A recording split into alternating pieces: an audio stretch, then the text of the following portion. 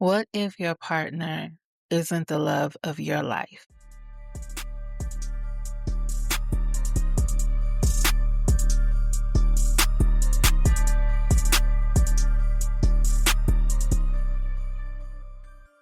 Hey, loves. Welcome back to another episode of Sassy Speaks. It's your girl, Sassy. And welcome if this is your first time. I hope you are ready for this ride because we have a good one for you. And to my day ones, hey, boos. Thank you for rocking with your girl another week. My apologies because I am having some technical difficulties being able to record my podcast. Therefore, I am late. But if I wasn't late, some of the time, that is not Sassy's fashion. But actually, I'm pretty much late all the time. But anyway, not the point. So I thank you for your patience and I thank you for rocking with your girl week after week. And because I am so late dropping this one, I am still planning on dropping another episode for this week that was potentially for June. And since this is the last week of May's episode, starting in June, here we are. But that is a testament to my life. Anyway, so as I said last time, I was going to say last week, but it wasn't last week. We are going to do something totally different today. And so I hope you are ready because I got a good one. So let's get to it. I need everyone to sit down for this one because the internet was fighting over its life for this question. And this is something that I found on Reddit. So this is somebody's reality, not mine, but somebody's. So a husband asked his wife, "Am I the love of your life?" Seems simple enough, right? I mean, easy question. You're my husband. Ding, ding, ding. That should be number one. But wrong. Because she looked at him and said, "No, my grandmother is." Excuse me. Huh? Say what? Now, before y'all start packing bags and calling divorce lawyers, hear me out because this conversation gets a lot deeper than romance. And today we're asking a question that might make some people uncomfortable. But hey, that's what I'm here for, and that's what I do in true sassy fashion. So, what if your partner isn't the love of your life? Today we're talking about expectations because somewhere along the way, we've been taught that our romantic partner is supposed to be everything. Your best friend, your soulmate, your biggest supporter, your favorite person, your ride or die, your reason for breathing. Baby, that's a lot of pressure for one human being. And what happens when somebody loves you deeply and you're not the most important relationship they've ever had? Let's talk about it. Let's talk about why the husband was hurt. Now, let's be fair. I understand why this man was hurt. Trust me, I truly do, because I probably would be hurt too.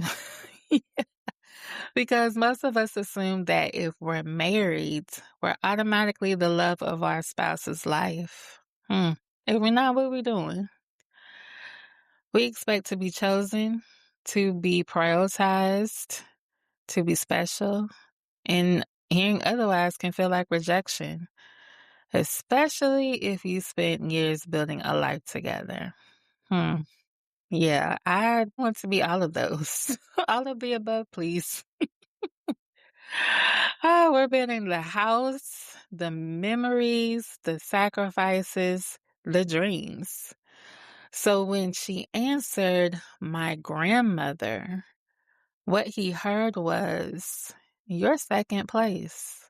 And that's where the hurt started. Are we confusing different kinds of love? I think so.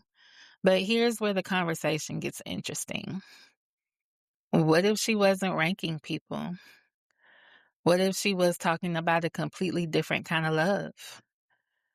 Because let's be honest, the woman who raised you, protected you, fed you, prayed for you, loved you bad when nobody else did, that bond is different.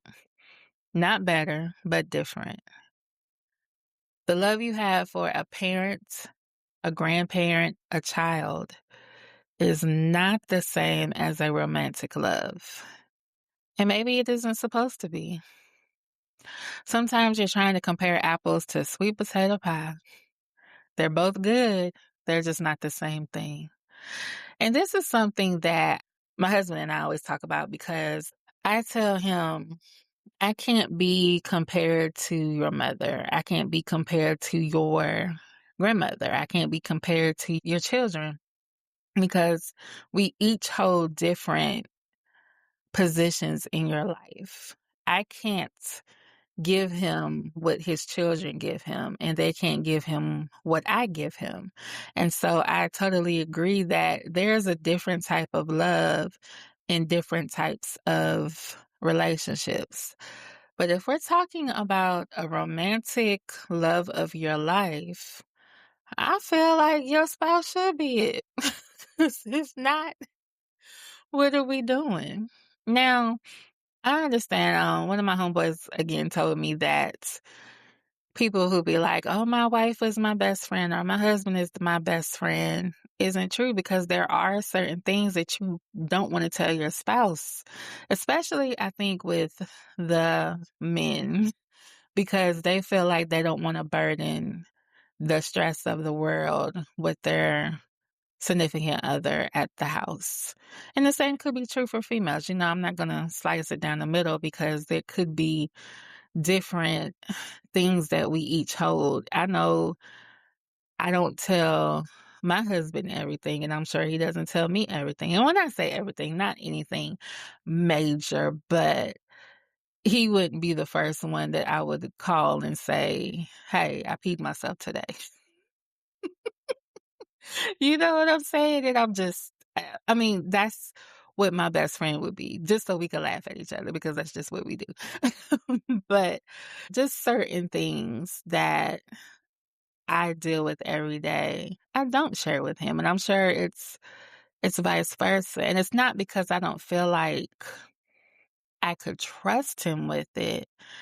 It's just not as important from what he's fighting in the world, and I don't want to burden him. And again, I'm not talking about big things. If there's big things or something that's going on that is monumental, of course, he is the first one that I tell. But I'm just saying little trivia things that you don't always tell your spouse. And honestly, I don't think things that I would want to tell him he would care about. Like, when I say that, I mean like if I hear something, some tea about somebody or something or things of that nature, he's like, okay, it ain't helping me pay no bills. It ain't putting food on my table. So what do I care? So he's no fun to talk to sometimes. But don't tell him I said that. Okay, let's get back on track. So social media told us our partner should be everything. Can I say something controversial? I think social media has convinced us that one person should fulfill every emotion we need. Every emotion that we have. And that is impossible. Nobody can be everything. Nobody can be your therapist, your best friend, your soulmate, your life coach, your emotional support animal, your spiritual advisor, all at the same time. That doesn't mean they don't love you. It just means they're human. Sometimes your deepest connection might be with your mother, your grandmother, your sibling, your child. And that doesn't automatically diminish your marriage. Again, going back to the different roles that we play in each other's lives, this is where I think people get confused. Do I want my husband to be everything to me? Of course. Is my husband everything for me? Of course. Everything in the capacity that he is supposed to be. And that is a different capacity than I hold true for my best friend, for my mother. Um, and that's where people get confused. In social media, people posting all these, oh, so in love, blah, blah, blah, blah, blah, blah. But you're not posting the arguments. You're not posting the moments where they breathe too hard and you're ready to smack them.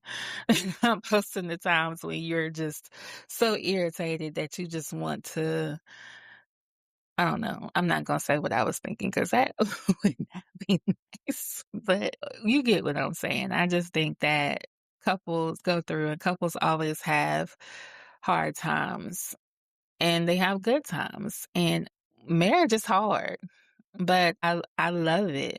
And that is a whole different topic. So maybe we'll do an episode. Oh my gosh, I'm all over the place today. Y'all help me. Y'all pray for me because your girl is struggling, as you can see. Oh, all right. So here's the question I wish people would have asked. Why did he need that answer in the first place? Let's think about it. Let that sit. Sometimes we ask questions hoping for reassurance, not truth. We want confirmation, validation, comfort. And when the answer doesn't match what we expected, we get hurt. Because if we're being honest, most people don't ask, am I the love of your life? Unless they're already wondering, unless they're already insecure, unless something already feels off. Now that's the conversation I'm interested in. What could be really going on that he felt like he had to ask that question? Unless you're somebody like me that just asks random questions just 'cause. Just because. Sometimes I want to get on his nerves. Sometimes just to spark a conversation. But are we asking this question because we need validation? Are we asking this question because we really need to know how do you feel? And could you imagine being in this situation, needing validation, needing confirmation, and you get slapped in the face with my grandmother is? Uh, why you didn't marry your grandmother? That's what I would say.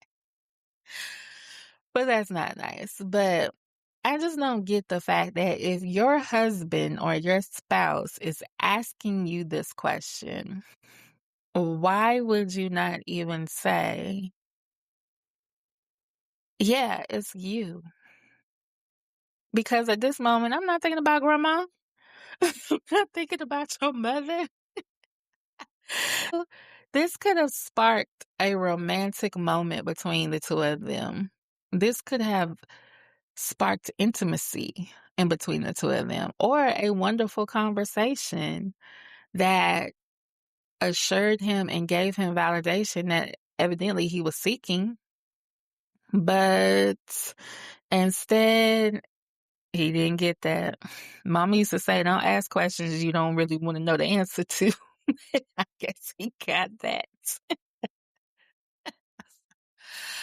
Oh gosh, somebody help me. Okay. Maybe love isn't a competition. Hmm. What if love isn't a ranking system? What if there isn't a gold medal, a silver medal, a bronze medal? What if different people impact our lives in different ways? Yeah, I agree. Everybody is going to impact your life in different ways. Maybe grandma taught her strength. Maybe her husband taught her partnership. Maybe both relationships changed her life in different ways.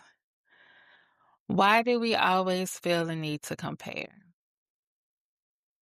Because comparison has ruined a lot of good things. And sometimes love doesn't need to be measured. It just needs to be appreciated. I think that's good. Because if we go looking for things, nitpicking things that are wrong, we're gonna find them. So if you have somebody, and this is coming from a true place, because there's a lot of mess going on in this world, and I hear that the dating pool has pee in it. Ain't nothing out here but lemon pepper wings and heartache. So if you have you a good person who loves you, who adores you, who treats you good, who is willing to settle down and build a life with you, let's hold on to that. Let's allow that love to consume us in a way that is healthy. Let's enjoy it. Let's embrace it because it could be worse. There is somebody out there longing for what you had. And your husband is asking you for validation, confirmation, and you slap him in the face with your grandmother? I don't get it. I don't understand it. Because if we are in a romantic relationship, we are talking about romantic feelings. I can't imagine spending the rest of my life with somebody that I don't feel is the love of my life. Now, that's different if we done been together for 60 some odd years and things change, feelings change, or whatever. Not that we know how long they've been together, but in my mind, it's still a little fresh. So when I say a little fresh, I'm saying maybe 15 years and under, maybe. I don't know. That's just a story I laid up. But to me, I think being that new in a marriage, and which I know it's a long time, but then it isn't. So being in a marriage with somebody that you don't feel like is the love of your life has got to be torture. I spend the most of my time with you, and you're not the love of my life. I love my husband down bad. And of course, I always tell him, like, I know you can live without me. I know you will go on if something was to happen, but it's not. But it's only death out there. Death is the only way out. But anyway, if that was to happen, I don't want to be so consumed that I feel like life ends. And I tell him all the time, and if this makes sense, while we're together, we're everything to each other. I don't want to live without you. I don't want to be without you. But logically, I know that after, I will be okay. I will be able to live. But in this moment, you're my everything. And I mean my person here on earth, not Jesus, because Jesus is my everything. Whole life. You get what I'm saying. Oh my gosh. Get it together, Sassy. But let me leave you with this. If your partner told you that someone else was the love of their life, would you be hurt or would you understand? And maybe an even bigger question, do you need to be somebody's entire world or is being deeply loved enough? Woo, child, that's a heavy one. I am going to answer these questions. I'm going to be transparent. If my husband told me that someone else was the love of his life, I would be crushed. Crushed. I would not understand because why? I would be hurt and then turn angry. Because why? And do I need to be somebody's entire world? I do. I do. I just feel like I need to be your whole entire world. And I want to be your whole entire world. Love isn't tough. We just make it tough. But that is all that I have to say. Y'all know I love y'all because this, again, was a struggle. But thank you all for hanging out with me on another episode of Sassy Speaks. Drop your thoughts and let me know what you think. Talk to me. Let me know the things that are on your mind. Again, I mean, what do you think about the episode? What do you feel about being the love of his life, the love of her life? And let me know what's you want to talk about. Let me know, are we good? Are we mad? Are we angry? Do we need to keep going in this direction? Do you like the topics or holla at your girl? Let me know something. You can reach me at sassyspeakspod@gmail.com. Facebook is Sassy Speaks. IG Sassy Speaks Pod. And always remember, love isn't always about being first. Sometimes it's about being present. Until next time, bye, loves.